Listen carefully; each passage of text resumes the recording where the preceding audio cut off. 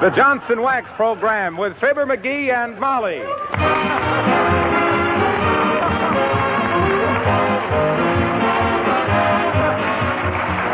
The makers of Johnson's Wax and Johnson's Self-Polishing Glow Coat present Fibber McGee and Molly, written by Don Quinn, with songs by Martha Tilton and the King's Men, and music by Billy Mills. The show opens with It's High Time.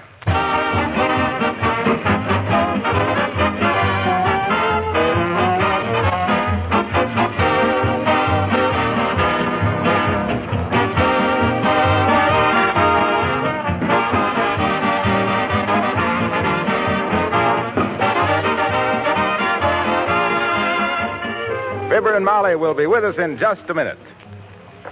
You know, we hear a lot about freedom and democracy these days. It's true that we take a lot of our present liberty for granted. Take this free competitive system of business, for instance. It has turned loose a great deal of inventive intelligence, of which you and I get the benefit in greater everyday comforts and conveniences and more attractive living. For example, the makers of Johnson's Wax didn't stop when they had perfected the original Johnson's Wax, the famous polish that's kept floors beautiful for over 50 years. No, indeed. They went right on developing other useful products. An easy-to-use polish for linoleum floors, Johnson's Self-Polishing Glow Coat. Then an amazing auto polish, Car New, that cleans and wax polishes in one application. Then cream wax for furniture and woodwork. And just recently, an extraordinary product in the paint field, an enamel that actually has wax mixed right in it and gives a superbly beautiful finish that's easy to clean. The name of this product is Johnson's Wax Enamel, and dealers everywhere are now offering it in 19 stunning colors. Perhaps you'd like to ask your dealer about it.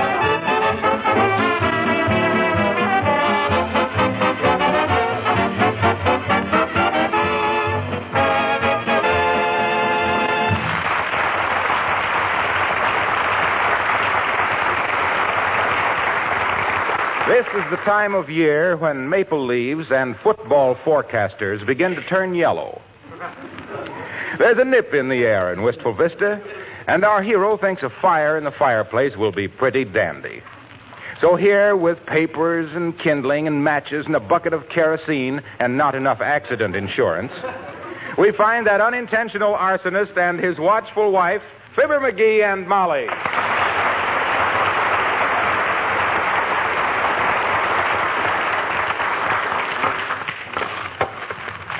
There, that ought to do it.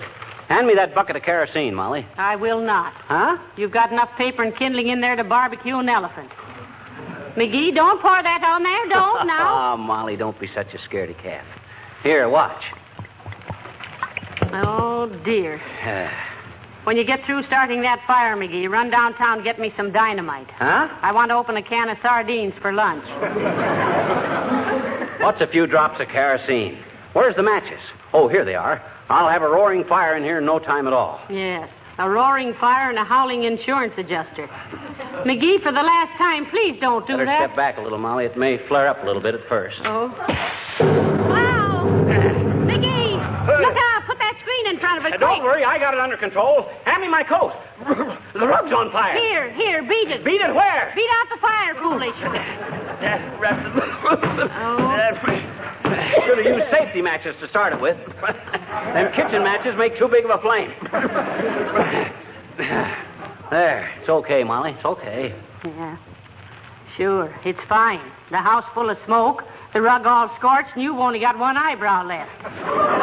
Well, how did I know that was... Oh, dear. Quick, wipe the soot off your face, McGee. You look like an N-man. You look like a mammy yourself, Mommy. Come in.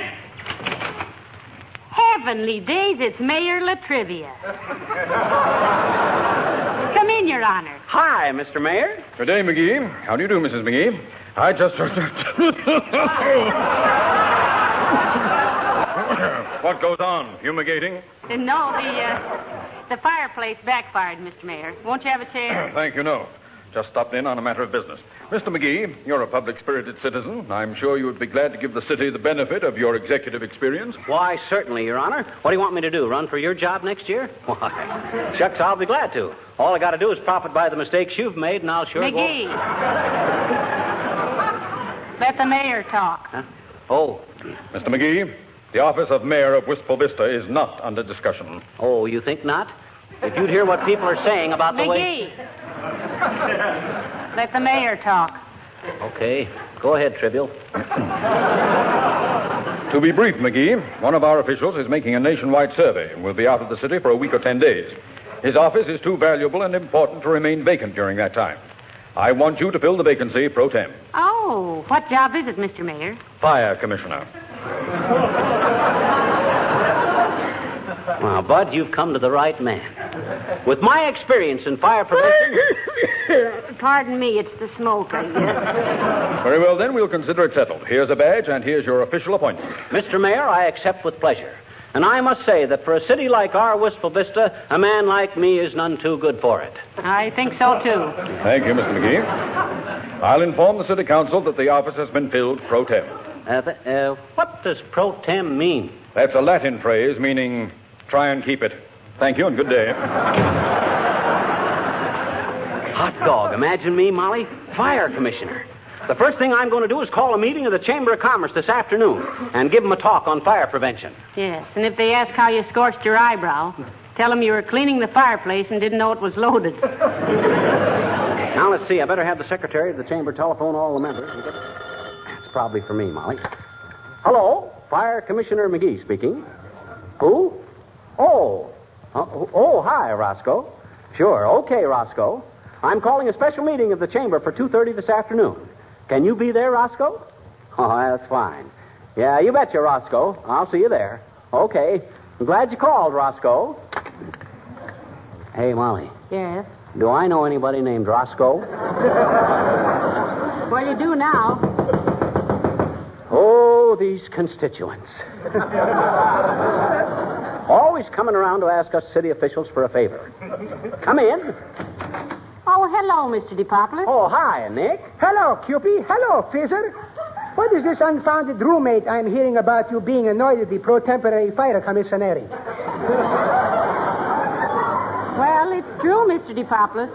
He's hot stuff, and he's got a badge to prove it. Molly, remind me to get you some throat tablets. What? You're developing a bad scoff. Oh, Commissioner.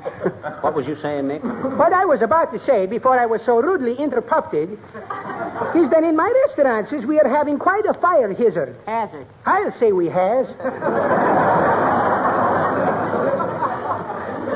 What is the fire hazard in your restaurant, Nick? Well, when we are getting an order for a charcoal grill porter steak house... No, you mean porterhouse steak. It's the same thing, only tougher.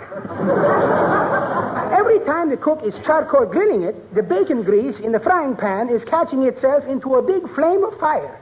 And all we can do is stand there, hopeless. Haven't you got a fire extinguisher? Sure, but every time we squirt it on the frying pan, it is making the steak taste very peculiar.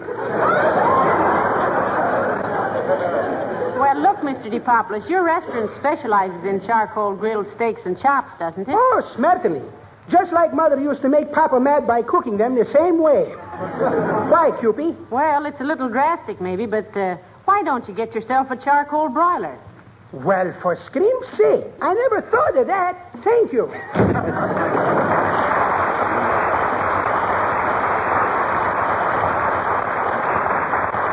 Molly, this is a great day for Wistful Vista. Is it? It surely is. Why, when the citizens of this community, this little city of homes and schools and churches, realize that their safety and well-being are now in the hands of Fibber McGee, acting fire commissioner. Oh, stop acting, Fire Commissioner. Sing, boys.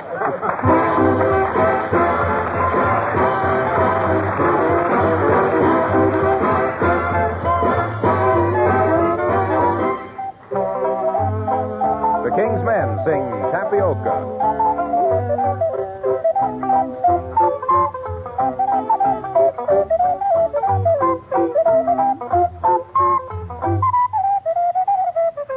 I used to work up on the levee, waiting for the steamer to go down. Sometimes she was loaded mighty heavy, and Sometimes she would run aground. What you going to give me for my dinner? Tater cakes are cooking merrily. Oh, that's good enough for any sinner. And That's plenty good enough for me. tapioca, tapioca. Mammy, won't you let me pick up on the poker? Give me tapioca, Tapioca, tapioca, tapioca. Oh, Come on, we'll have a jubilee. Working on the railroad, 20 cents a day. Johnny Cockatoon on your banjo. Oh, me and my. Mammy, mammy, mammy, don't you hear the baby cry? Working on the railroad, never get a pay. Johnny Cockatoon on your banjo. Oh, me and my. Mammy, mammy, mammy, don't you hear the baby cry? See the children rolling in the cotton. Sun pouring down upon their head. Oh, oh, oh, oh, oh. Somebody's gotta make a living. Children gotta have a little bread. tapioca, Tapioca, tapioca, tapioca, won't you, mammy, let you pick upon the poker? Tapioca, tapioca, tapioca, tapioca. Come on, we'll have a jubilee. Working on the railroad, 20 cents a day. Johnny Cockatoon on your banjo. Oh, me, oh, my, oh, my. Mammy, mammy, mammy, don't you hear the baby cry?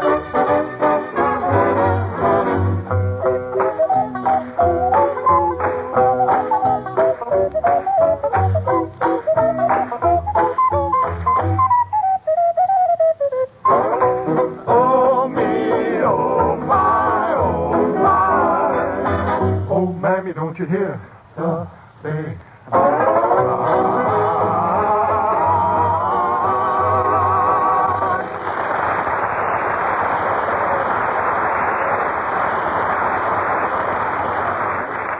Well, have you got your speech written for the Chamber of Commerce meeting, Commissioner? Nope, I'll just ad-lib it.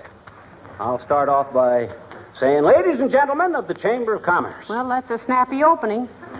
And incidentally, Commissioner, I wish you'd report to the Chief of Police about the cop in this neighborhood. He's growing a beard, and he looks terrible. I've already spoke to the cop about it. Well, what'd you say? I told him to quit bushing around the beat.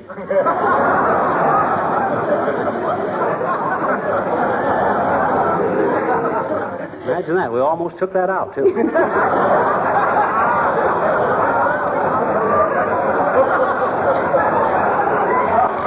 Hey, that reminds me. I better call the chamber and see how many members they've rounded up. Hand me the phone. Here. Thanks. Hello, operator. Give me the whistle, Mr. Chamber. Huh? Oh, is that you, Mert? How's every little thing, Mert? It is, eh? What's that, Mert?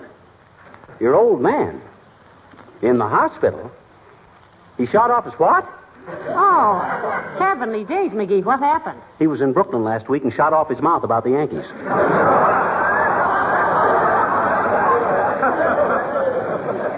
What say, Mert? Oh, well, it don't matter. Thanks anyway, Mert.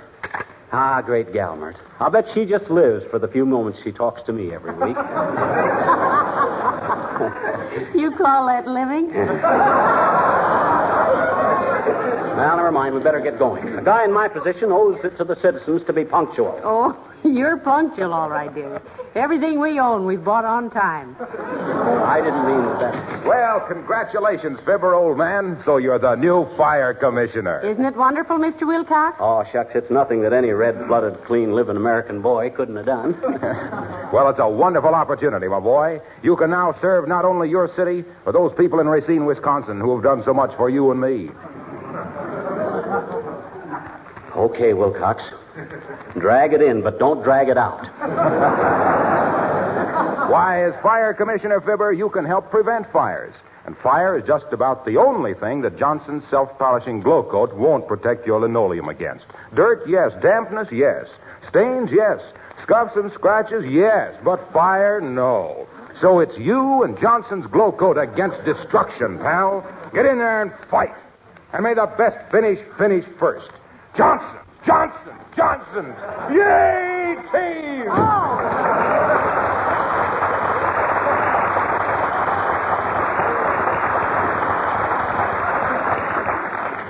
You know, McGee, that man has been seeing too many football games. He had me so hopped up I was tempted to drop back for a quick kick.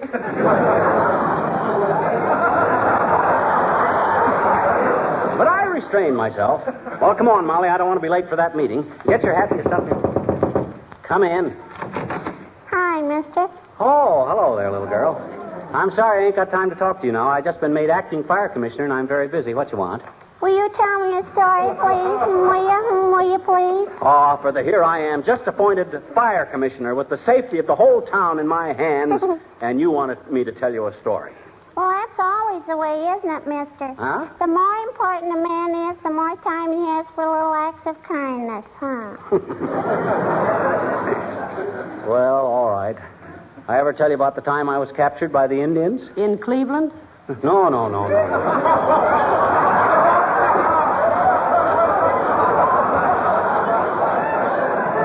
Not the Cleveland Indians. These were Shawnees. Gee, Chinese Indians, oh boy. I didn't say Chinese. I said Shawnees. Shaw, like in George Bernard. He's English, I bet you. Sure is. He's as English as roast beef. It's what? Roast beef. I don't care if you are. Now, you want to hear the story or don't you? No. Oh, sure you do, sis. It's No. very interesting. Well, sir, one day whilst wandering through the mountains, walking very carefully on account of the wild animals, men living in the wild, sis, has got to learn to use their beans. Use their what? Beans. Oh, Go ahead, mister. I don't like beans. Well, what happened in the mountains? I found a little kitten. Oh. A little baby mountain lion. And you know what I named the kitten? Caboodle. Kitten caboodle. Why, mister? Well, caboodle was an old Shawnee Indian word meaning, look, fellas, I found a mountain lion. Them Indians could sure put a lot of meaning into one little word. Well, sis. You said that. Huh? Oh. Well, anyway, sis, years later, I was in the Brookfield Zoo in Chicago, and I happened past the pit where they keep the mountain lions. Oh. And all of a sudden, I had a hunch. I leans over the edge of the pit and hollers, "Hey, capoodle, it's Ugtug." Hmm? Ugtug. That's a Shawnee word meaning white man found mountain lion. Oh. Well, sir, the minute that lion heard my voice, he comes bounding to the edge of the pit, sticks out his paw, and rips my shirt right off. Oh. Darn near killed me. It wasn't capoodle at all. Wasn't that an amazing story? Mister, the Shawnees haven't got anything on us, I bet you. We're saying a lot in one little word. What you mean, sis? Phooey.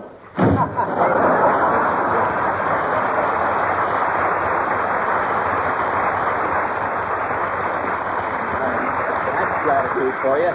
Next time I tell her a story, I'll keep it to myself. Now listen, Ugtug. We'd better scram out of the teepee for powwow down at the big lodge. Oh, my gosh, almost time for the meeting. Well, come on, let's get going.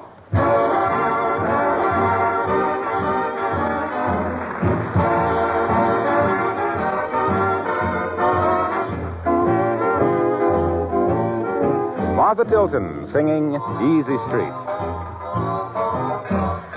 Easy Street. I'd love to live on Easy Street. Nobody works on Easy Street. Just sit around all day. Just sit and play the horses. Life is sweet for folks who live on Easy Street. No weekly payments you must meet. That makes your hair turn gray. When opportunity comes knocking, you just keep on with your rockin', 'cause you know your fortune's made. And if the sun makes you perspire, there's a man that you can hire to plant trees so you can have shade on Easy Street. I'm telling everyone I meet, if I could live on Easy Street, I wouldn't want no job today, so please go away.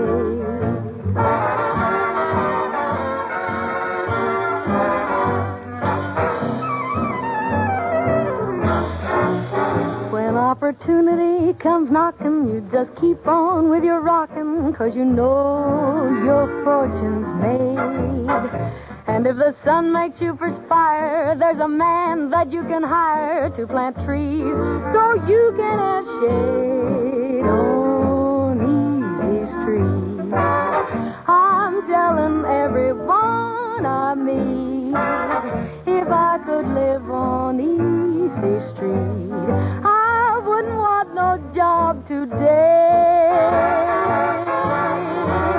So please go away.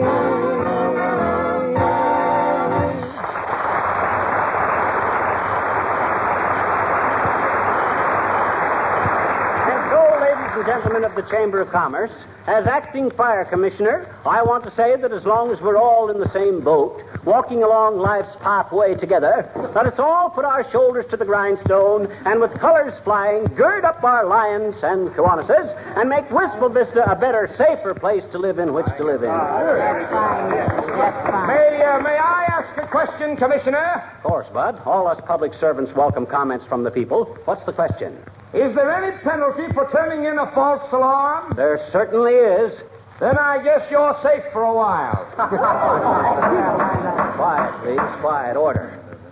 And if the chameleon who just spoke will come to our next fire, we'll be glad to let him mingle with the rest of the silly ashes.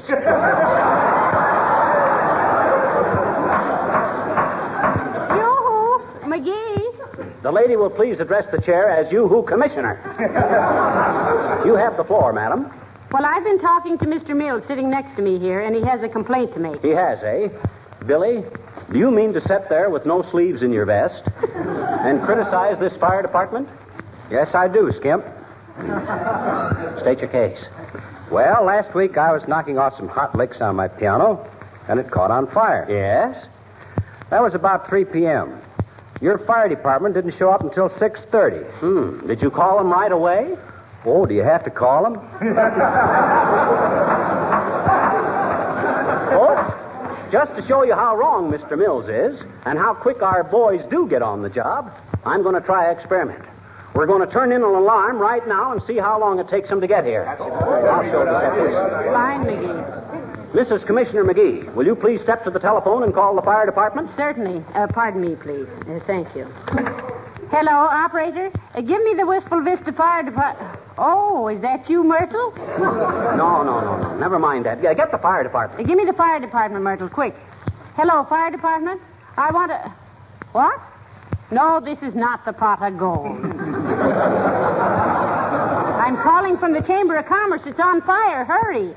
Thank you, Mrs. McGee. And now, if you'll all keep an eye on your watches, we'll see just how long it takes our brave fire laddies... Mr. Commissioner, may I say a few words while we're waiting? Why, certainly. The chair recognizes Mrs. Uppington, in spite of that funny-looking hat. Mrs. Uppington?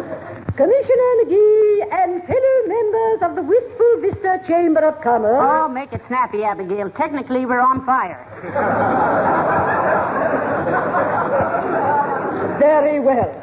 I merely wish to protest against the unseemly, nerve-wracking sounds emitted by our fire department on its way to a conflagration. Such bells and sirens, it's ridiculous. Can't we install some melodious chimes, such as are heard on the Good Humor trucks? Order, please, order. I'm sorry, Mrs. Uppington. If our firefighting methods are too dad-added raucous for your delicate nerves, I'll have them take off the sirens and put on a fireman with a flute playing I Don't Want to Set the World on Fire. Oh, thank you. And while we're at it, we'll have the police throw away their revolvers and carry water pistols. Does that satisfy you, Uppy? Certainly, Mr. McGee. Well... If a little squirt can run the fire department, it ought to work with the police.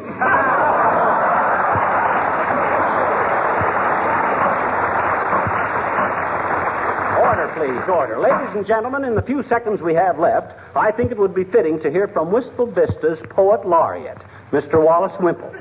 He's composed a little verse in honor of this occasion. Mr. Wimple. Thank you, Mr. Commissioner and friends. I have called this little poem The Fire in the Creamery. Our smoke gets in your eyes, cream. And it goes. When your restaurant burned down, I had to write this little sonnet. in hopes my tablecloth was saved, 'cause I figured my income tax upon it. Oh, that's wonderful, Mr. Wimple. Was it? Yes.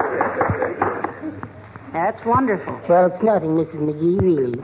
As long as this meeting is concerned with our fire department, I would like to pay tribute to the woman who risked everything she had to test their life-saving equipment, Mrs. Wimple, my wife. Oh, what'd she do, Wimple? Well, when our fire company first got their landing nets, they stood on the sidewalk, and my wife stood in the window 10 stories overhead. Oh, really? And then at a signal, the long, fearful drop to the net. Time after time. What if she did keep missing the net? She would not give up. She persisted until the fireman finally told her to stop. The net was a success. That's why I say... But, Mr. Wimple, wasn't she hurt falling 10 stories time after time? Oh, she didn't fall. She kept throwing me out. Order, please. Order. Now, ladies and gentlemen, hey, quiet, everybody. Listen.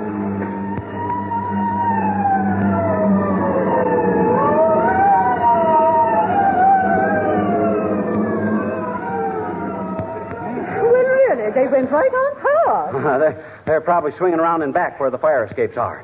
Uh-oh. Listen.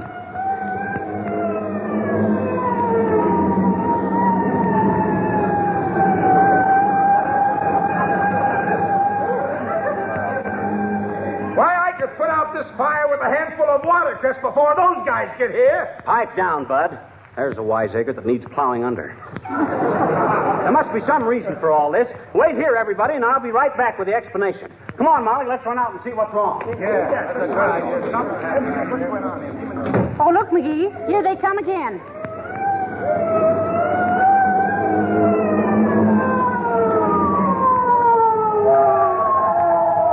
Here comes the fire chief.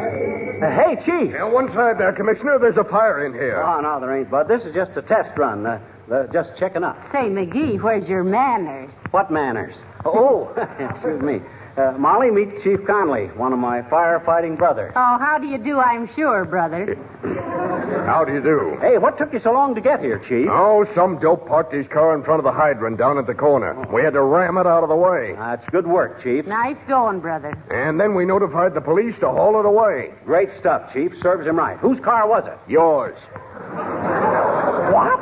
You mean... Well, you see, Commissioner... That's all, brother. Come on, Ug Tug.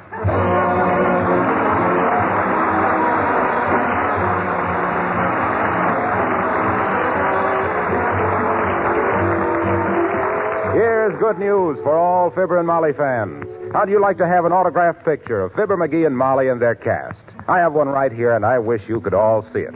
For a limited time only, you can have one free with your purchase of Johnson's Wax, Johnson's Glow Coat, or any Johnson's Wax polish in pint, pound, or larger sizes. Now, your dealer has a very limited supply of these free pictures. You'd better see them right away and avoid disappointment. Even if you already have some Glow Coat or Johnson's Wax on hand, now is a good time to buy an extra package so you and your family can enjoy this interesting autographed picture of Fibber and Molly and their cast. But don't put it off too long. Your dealer's supply of these pictures is really limited. Remember, this unique photograph is yours free with your purchase of Johnson's Wax, Johnson's Self-Polishing Glow Coat, or any Johnson's Wax polish in pint, pound, or larger size.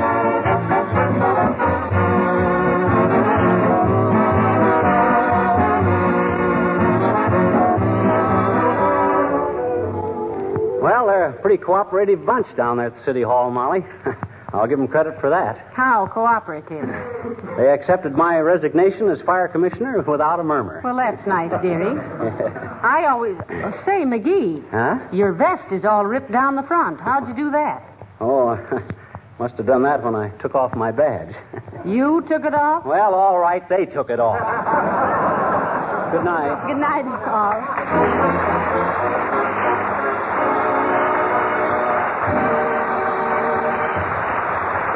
This is Harlow Wilcox, speaking for the makers of Johnson's Wax Finishes for Home and Industry, inviting you to be with us again next Tuesday night. Good night. It's fun to drive a new car, isn't it? And almost as much fun driving your car when it's been waxed, polished, and looks like new. Then why not wax polish your car right away with Johnson's Car New, the sensational new auto polish that saves time and money. Why? Because Car New both cleans and wax polishes in one application. Does two jobs at once. Get your car ready now for the bad weather coming. And ask your dealer for Johnson's Car New, spelled C-A-R-N-U. This is the Red Network of the National Broadcasting Company.